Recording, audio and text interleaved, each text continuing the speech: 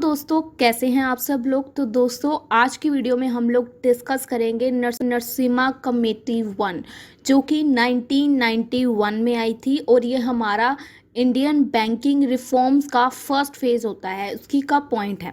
सो दोस्तों सबसे पहले हम लोग देख रहे हैं जो हमारी कमेटीज़ हैं, ठीक है। हमारी बेसिकली दो कमेटीज़ हैं हमारे पास यहाँ पे, नरसिम्हा कमेटी 1 जो कि रिलेटेड है फाइनेंशियल सिस्टम से, और Narasimha committee 2 which is related to banking sector, ठीक है। ये 1991 में आई थी और ये 1998 में आई थी। सबसे पहले हम लोग देख रहे हैं नरसिम्हा कमेटी 1। देखो पहले जब वो पहली कमेटी आई ना तो उसने कुछ सुझाव दिए हमारी गवर्नमेंट को कि ये कुछ मेरे सुझाव हैं कि बैंकिंग सिस्टम में ये चीज़ों का सुधार होना चाहिए। तो उसके बारे में उसने कुछ सुझाव दिए और उन सुझावों को इम्प्लीमेंट भी किया गया। तो हम यहाँ पे देखेंगे कौन से सुझाव दिए, किनको रखा गया, किनको मतलब खारिज यानी कि मना कर दिया गया कि उनको अप्लाई नहीं किया जाएगा, किनको अप्लाई किया गया। तो दोनों कमेटीज़ के अंदर बेसिकली हम लोग यही देखेंगे क्या सुझाव मिले और क्या अप्लाई कर दिए और क्या छोड़ दिए गए, ठीक है। सबसे पहले रिकमेंडेशंस नरसिम्हा कमेटी 1 1991। जो हमारी नरसिम्हा कमेटी 1 है ना, इसको बैंकिंग सेक्टर्स का फादर माना जाता है, फादर्स ऑफ बैंकिंग सेक्टर। क्यों? क्योंकि इस कमेटी ने आते ही विद इन 3 मंथ्स इसने गवर्नमेंट को कुछ रिकमेंडेशंस प्रोवाइड की थी जो कि एक्सेप्ट भी कर ली गई थी। गवर्नमेंट को इस कमेटी ने आते ही पहले 3 महीनों के अंदर कुछ ऐसे सुझाव दिए जो गवर्नमेंट को बहुत पसंद आए और उसको उन्होंने एक्सेप्ट भी कर लिया। अब देखिए जो नरसिम्हा कमेटी है दोस्तों, देखिए जो मैं बोलूँगी ना आप लोगों को वही करना मतलब नोट्स में लेना है इसमें से, क्योंकि ये नोट्स मेरे हैं थोड़े पुराने बने हुए हैं, जब मैं स्टडी करती थी तब के बने हुए हैं, बट ये आपके आज के टाइम पे भी सेम एग्जैक्ट चलेंगे क्योंकि ये सेम है। मैंने सारा चेक कर लिया है, इसी वजह से मैं इसके ऊपर वीडियो लेके आ रही हूँ ताकि आपको कोई दिक्कत ना आए। तो जहाँ से मैं पढ़ रही हूँ वहीं से आपको लाइंस लिखनी है, जैसे कि ये वाला मैं नहीं पढ़ूंगी, ठीक है, यहाँ तक। तो यहाँ से पढ़ेंगे तो यही आपको नोट डाउन करना है। अब देखो यहाँ पे हमने यहाँ तक लिख लिया कि 3 मंथ्स के अंदर उसको जो रिकमेंडेशन दी गई थी गवर्नमेंट को वो एक्सेप्ट भी हो गई। This committee was setup. ये कमेटी क्यों सेटअप की गई थी? ताकि हम लोग जो हमारे इंडियन बैंक्स के अंदर प्रॉब्लम्स हैं उनको स्टडी कर सके, study the problems with Indian banks, and हम उनको कुछ सुझाव सजेस्ट कर सके ताकि उनकी इम्प्रूवमेंट हो सके, उनकी एफिशिएंसी और प्रोडक्टिविटी बढ़ सके फाइनेंशियल इंस्टीट्यूशंस की। सो आई होप आपको ये इतना क्लियर है कि नरसिम्हा कमेटी एक्चुअल में है क्या। फादर है बैंकिंग सेक्टर्स की। पहले 3 महीनों के अंदर ही इसने कुछ सुझाव दिए थे जो एक्सेप्ट भी हो गए। इसका मेन मोटिव क्या है कि जो भी बैंक्स के अंदर प्रॉब्लम्स हैं उनको स्टडी करना, उनके बारे में कुछ सलाह मशवरा अपना सरकार के सामने पेश करना, जिससे बैंकिंग सेक्टर्स में सुधार हो सके, उनकी एफिशिएंसी प्रोडक्टिविटी बढ़ सके। अब जैसे कि आपको ये एक डायग्राम समझाने की यहाँ पे मैं कोशिश करूँगी, जैसे ध्यान से समझिएगा। अब जैसे कि ये हम लगा लेते हैं कि ये हम लोग हैं, हमने अपने 10,000 रुपये ना बैंक में डिपॉजिट करवा दिए। अब जब तक वो 10,000 रुपये मेरी पॉकेट में थे तो जब भी मैं मार्केट में जाऊं तो मुझे डर लगता था कि कहीं वो मेरी पॉकेट से गुम ना जाए, तो मैंने उनको बैंक में डिपॉजिट करवा दिया। अब बैंक को डर लगता है कि वो पैसे, क्योंकि अब देखो जिसके पास भी वो पैसे हैं उसको, जिसके असल में वो पैसे हैं उसको वापस तो कभी ना कभी करने पड़ेंगे ना। अब मेरे पास ही मुझे डर लगा तो मैंने बैंक में सबमिट करा दिया। अब वो बैंक ने पैसे आगे लोन पे दे दिए। अब जब मैंने बैंक में पैसे जमा करवाए तो बैंक की मेरे प्रति क्या बढ़ गई? लायबिलिटी। अब बैंक ने मुझे वो पैसे देने हैं, बैंक को मैंने पैसे दिए, अब बैंक देनदार है, उसने मुझे पैसे वापस करने हैं, बैंक की लायबिलिटी बढ़ गई। वही पैसे जब बैंक ने आगे लोन पे किसी तीसरे पर्सन को दे दिए तो अब ये बैंक का एसेट हो गया। बैंक ने उसको पैसे दिए, बदले में बैंक को जब वो पैसे वापस आएंगे तो उसके साथ कुछ इंटरेस्ट भी वापस आएगा, तो वो क्या है? बैंक का एसेट हो गया। तो ये डायग्राम आप लोग एग्जाम में ड्रॉ भी कर सकते हो, यही बेसिकली इस नरसिम्हा कमेटी के अंदर होता है, ठीक है। तो उसके हम लोग इसको शो कर सकते हैं। अब उसके बाद जो फर्स्ट कमेटी ने क्या क्या सजेशंस यानी कि क्या क्या सुझाव दिए गवर्नमेंट को, जो गवर्नमेंट को बहुत पसंद आए। सबसे पहला सुझाव उस कमेटी ने दिया कि हमें हमारी स्टैट्यूटरी लिक्विडिटी रेशो और कैश रिजर्व रेशो को कम कर देना चाहिए, यानी कि रिड्यूस कर देना चाहिए। Reduction in statutory liquidity ratio and CRR, जैसे कि बैंक के पास 100 रुपये हैं, ठीक है। बैंक ने 100 में से 10 रुपये रख लिए as a cash reserve ratio और 10 रुपये रख लिए एज अ SLR। जो CRR होता है ना वो बैंक अपने पास रखता है और जो SLR होता है उसको बैंक कहीं आगे इन्वेस्ट कर देता है। अब देखो बैंक के पास 100 थे, 10 उसने CRR रख लिया, 10 उसने SLR रख लिया, तो उसके पास 80 रुपये बचे जो उसने लोन के लिए दिए, ठीक है। तो उन्होंने कमेटी ने क्या रेकमेंड किया कि जो बैंक ये पैसे, चलो ये वाले तो बैंक इन्वेस्ट कर रहा है कहीं ना कहीं, ये वाले बैंक खुद के पास रख रहा है, क्या ये पड़े पड़े बढ़ जाएंगे? नहीं। तो उन्होंने सजेशन किया कि ये परसेंटेज जो जहाँ पे ये 10% यहाँ रख रहा है, 10 यहाँ रख रहा है, तो इसको कम कर देते हैं।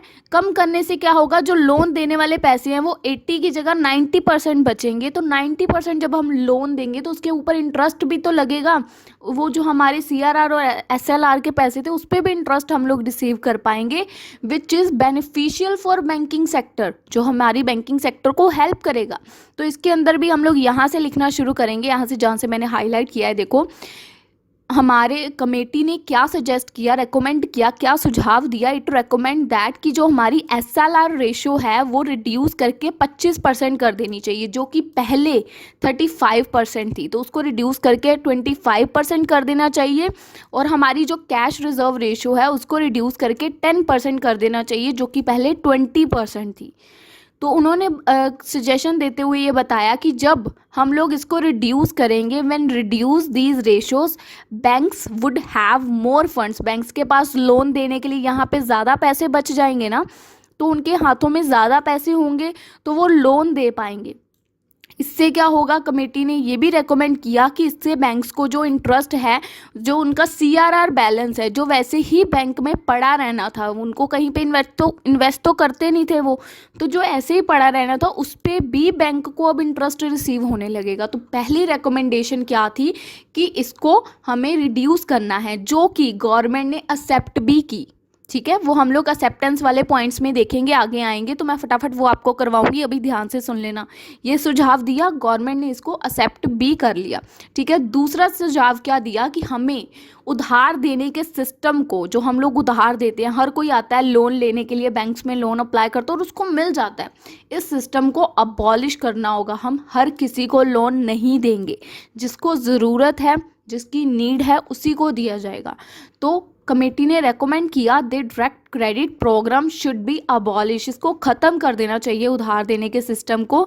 जो भी प्रायोरिटी सेक्टर्स हैं, जिनको भी बहुत ज़्यादा ज़रूरत है, जो भी वीकर सेक्शन है, उन्हीं को डिफाइन करके उन लोगों को ही लोन प्रोवाइड किया जाना चाहिए। जो भी मार्जिनल फार्मर्स है या टीनी सेक्टर्स यानी कि स्मॉल सेक्टर्स हैं, जो स्मॉल बिजनेसेस हैं, या कोई भी विलेज है, कोई भी कॉटेज इंडस्ट्री है, या कोई भी रूरल एरिया, उनको प्रायोरिटी दी जानी चाहिए, ठीक है। Second recommendation. थर्ड, उसके बाद दोस्तों कमेटी ने नेक्स्ट रिकमेंडेशन क्या दी कि फ्री डिटरमाइन करनी चाहिए इंटरेस्ट रेट, यानी कि जो बैंक्स हैं उनको अपने इंटरेस्ट रेट खुद डिफाइन करने चाहिए कि उन्होंने अगर लोन प्रोवाइड किया है तो उसके ऊपर उन्होंने कितना इंटरेस्ट रिसीव करना है। कमेटी ने रेकमेंड किया फ्रीली डिटरमाइन करो अपने इंटरेस्ट रेट्स को by the bank without the intervention of reserve bank, बिना RBI की दखल अंदाजी के आप लोग खुद अपने इंटरेस्ट रेट्स को डिफाइन कर सकते हो। RBI ने कमेटी ने रेकमेंड किया कि बैंक्स अपने इंटरेस्ट रेट्स खुद डिफाइन करें। नंबर 4 क्या रेकमेंड किया, adoption of uniform accounting practice, कि अकाउंटिंग प्रिंसिपल्स को अडॉप्ट करना चाहिए। कमेटी ने रेकमेंड किया कि हमें अकाउंटिंग प्रैक्टिस प्रिंसिपल्स को अडॉप्ट करना चाहिए, जिससे हमें हमारी इनकम कितनी हुई है वो, और हमारे कितने डाउटफुल पैसे, मतलब कितने डूब गए हैं, हमें वो पता चलता रहेगा। 5th नंबर पे क्या रिकमेंडेशन दी कि इनकम रिकॉग्नाइज कैसे करनी है in banks and financial institution which are following accrual system of accounting. अब देखो बैंक्स काफ़ी सारे हैं, काफ़ी सारे फाइनेंशियल इंस्टीट्यूशंस हैं, बहुत सारे अकाउंटिंग मेथड्स को वो लोग फॉलो भी करते हैं, पर वो ऐसा कोई भी मेथड यूज़ ही नहीं करते जिससे उनको ये पता चल सके कि उनकी इनकम कितनी हुई है। No income should be recognise, तो उनको इनकम रिकॉग्नाइज ही नहीं होती कि उन्होंने कितनी इनकम एक्चुअल में की है। जो उनके नॉन परफॉर्मिंग एसेट्स है उनसे उन्होंने कितनी इनकम जनरेट की है वो कभी रिकॉग्नाइज ही नहीं कर पाते। तो कमेटी ने रेकमेंड किया कि ऐसा भी एक सिस्टम यहाँ पे होना चाहिए बैंक्स के पास। उसके बाद नंबर 6 पे क्या रेकमेंड किया कि जो हमारे बैंक्स में ट्रांसपेरेंसी होनी चाहिए। It also recommend to bank balance sheet more transparent, जी, बैंक्स की जो बैलेंस शीट है वो फुल्ली ट्रांसपेरेंट होनी चाहिए, फुल डिस्क्लोजर होना चाहिए, ताकि international accounting standard committee norms as पर, जैसे कि इंटरनेशनल अकाउंटिंग्स में होता है वैसे ही फुल्ली डिस्क्लोज हमारी बैलेंस शीट होनी चाहिए, ताकि हर किसी को समझ आ सके। उसके बाद नंबर 7 पे रेकमेंड किया कि हमें एक स्पेशल ट्रिब्यूनल इस्टेब्लिश करना चाहिए, जिससे कि हम लोग हमारे जो भी लोन्स की रिकवरी पेंडिंग है उनको जल्दी से जल्दी रिकवर कर पाएंगे। ठीक है। उसके बाद उन्होंने इसी के अंदर एक और रिकमेंडेशन की कि जो हमारे एसेट्स रिकंस्ट्रक्शन फंड्स हैं उनको भी इस्टेब्लिश करना चाहिए, ताकि हमारे जो भी बैड और डाउटफुल डेट्स हैं, जो भी बैंक्स एंड फाइनेंशियल इंस्टीट्यूट, उनको डिस्काउंट्स के ऊपर कोई टेक ओवर करे। ठीक है। अगर आप लोग चाहो तो इसको मत लिखना, यहाँ तक लिख सकते हो, कोई डाउट प्रॉब्लम नहीं आएगी। ठीक है। उसके बाद उन्होंने कहा कि अबॉलिश ब्रांच लाइसेंसिंग सिस्टम को भी हमें अबॉलिश कर देना चाहिए, यानी कि ख़त्म कर देना चाहिए। पहले क्या होता था कि एक ब्रांच ओपन होती थी तो दूसरी को क्लोज कर दिया जाता था। अब कमेटी ने रेकमेंड किया कि हमें ऐसा नहीं करना चाहिए, हमें इस सिस्टम को ख़त्म कर देना चाहिए। बैंक्स की ब्रांच उन जगहों पर ज़रूर खुलनी चाहिए जहां उनकी ज़रूरत है, ये नहीं है कि एक जगह खोल रहे हैं तो दूसरी जगह उसको बंद कर दें, नो। ठीक है। उसके बाद उन्होंने रेकमेंड किया कि बैंक्स को कंप्यूटराइज कर देना चाहिए, हर स्टेटमेंट हर चीज़ कंप्यूटर के ऊपर होनी चाहिए। उसके बाद उन्होंने कहा कि ड्यूअल कंट्रोल, यानी कि जैसे कि हमारे जो पहले होते थे ना बैंक्स, उनको फाइनेंस मिनिस्ट्री और रिजर्व बैंक दोनों कंट्रोल करते थे, तो उन्होंने रेकमेंड किया कि इसको भी ख़त्म कर देना चाहिए। एंड उसके बाद उन्होंने कहा कंट्रोलिंग सिस्टम के ऊपर रिकमेंडेशन दी। कमेटी ने फेवर किया लेस रेगुलेटेड, मतलब लेस रूल्स, कम रूल्स हों एडमिनिस्ट्रेटिव सिस्टम में। बैंक्स को कुछ फ्रीडम दी जानी चाहिए, ताकि वो अपने जो बैंक्स का स्टाफ है खुद उनको मतलब रिक्रूट हायर कर सकें, खुद उनकी इंस्पेक्शन कर सकें, अपने खुद के बेसिस पे जो भी है कंट्रोल बैंक्स के पास इतना तो होना चाहिए कि वो अपने बैंक के लिए कोई एक्शन ले सकें। तो ये कुछ 10-11 जो सजेशंस हैं हमारी फर्स्ट कमेटी ने दिए, और इनमें से इम्प्लीमेंट यानी कि अप्लाई कितने हुए फटाफट करेंगे अब हमारी इम्प्लीमेंटेशन, क्योंकि उसी में से है। पहली एक्सेप्टेंस किसको मिली, जो उन्होंने कहा कि SCRR और SLR को रिड्यूस कर देना चाहिए, इसको एक्सेप्टेंस मिल गई, ये इम्प्लीमेंट हो गया। सेकंड, जो उन्होंने कहा अकाउंटिंग स्टैंडर्ड्स हमारे जो है होने चाहिए, जिससे हम लोग हमारी इनकम को रिकॉग्नाइज कर पाएँ, तो उसके लिए भी एक्सेप्टेंस मिल गई। थर्ड, उन्होंने कहा था कि प्राइवेट और फॉरेन बैंक्स के बारे में, तो जो प्राइवेट सेक्टर बैंक्स है या फॉरेन बैंक्स है उनकी इंडिया में एंट्री जो है वो अलाउड कर देनी चाहिए, तो वो भी कर दिया गया। ठीक है। उसके बाद जो ब्रांच की लाइसेंसिंग के बारे में मैंने आपको बताया था, तो अब उनको ब्रांच को लाइसेंसिंग के लिए इन्होंने फ्री कर दिया कि कहीं पे भी ब्रांचेस ओपन की जा सकती हैं, स्टार्ट न्यू ब्रांचेस, और उनको उनकी अकॉर्डिंग जितनी उनको ज़रूरत है उतनी उनको कैपिटल भी प्रोवाइड की जाएगी। ये नहीं है कि बैंक्स खोलने की परमिशन दे दी और बैंक्स के अंदर कैश ही नहीं है। उसके बाद जो भी पब्लिक के इश्यूज़ हैं, nationalized bank has been allowed to raise capital from public up to 49% of capital. Various banks made public issue of equity capital. तो नेशनलाइज बैंक्स को भी अलाउड कर दिया गया कि जो अपनी कैपिटल है उसको रेज करके 49% कर सकते हैं, और वेरियस जो हमारे बैंक्स हैं उनको पब्लिक इक्विटी कैपिटल भी इशू करने के अलाउड कर दिया गया। उसके बाद जो उसने कहा था कि सुपरविजन के लिए एक बोर्ड इस्टेब्लिश करना है, तो उसकी भी परमिशन दे दी गई। बोर्ड ऑफ फाइनेंशियल सुपरविजन भी एक इस्टेब्लिश कर दिया गया, जो फाइनेंशियल इंस्टीट्यूशंस को सुपरवाइज करेगा। उसके बाद कस्टमर की सर्विस के लिए बैंकिंग ओम्बड्समैन स्कीम को चलाया गया था, जो कि कस्टमर के जितने भी डिस्प्यूट्स हैं उनको हैंडल करता है, यानी कि स्पीडली हैंडल करता है। तो ये स्कीम हमारी बैंकिंग ओम्बड्समैन की 1995 में आई थी, ये भी आपको एक क्वेश्चन आएगा आगे जाके। उसके बाद जो भी हमारे उधार के पैसे हमने लोगों को दे रखे थे उनकी रिकवरी के लिए जो भी ट्रिब्यूनल सेट करने को पीछे बोलाया गया था, रिकवरी ट्रिब्यूनल, तो वो भी एक्सेप्ट कर लिया गया, उसको कर दिया गया। उसके बाद कंप्यूटराइज करने के लिए बोला गया था, वो भी कर दिया गया। सो दोस्तों, ये थी हमारी नरसिम्हा कमेटी 1, जिसके अंदर हमने उसकी कुछ रिकमेंडेशंस देखी और कुछ उसको जो भी कुछ जो उसकी एक्सेप्ट की गई उनके बारे में देखा। तो आई होप आपको ये अच्छे से क्लियर है।